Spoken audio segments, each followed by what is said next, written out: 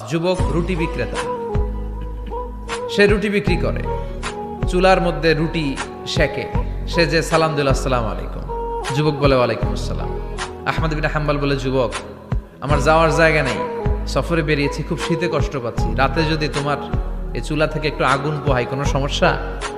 যুবক বলে, না না সমস্যা না, আহলান ওয়া সাহলান, খোশামদেদ, আসেন আসেন, আপনি আগুন পোহাইলে আমার সমস্যা কি?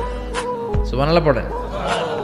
আল্লাহ শুকরিয়া করে উনি বসলেন আর আগুন পোহাচ্ছেন, আর খেয়াল করলেন যুবক রুটি বানায় আর পরে আস্তাগফিরুল্লাহ, রুটির দলা বানায় পরে আস্তাগফিরুল্লাহ, খামির বানায় আর পরে আস্তাগফিরুল্লাহ, রুটি নিয়ে উনুনের ভিতরে চুলার ভিতরে সেকা দেয় আর পরে আস্তাগফিরুল্লাহ, দোকানদারের কাছে কেউ আসলেই সে রুটি দেয় আর পরে আস্তাগফিরুল্লাহ, ক্রেতার কাছ থেকে টাকা নিয়ে ক্যাশ বক্সে রাখে আর কি পড়ে, আবার রুটি বানানো শুরু করে আর কি পড়ে, খালি এইটাই পড়তেছে। ইমাম আহমদ ইবনে হাম্বল তো অবাক, কিরে এটা আবার কেমন যুবক, খালি আস্তাগফিরুল্লাহ।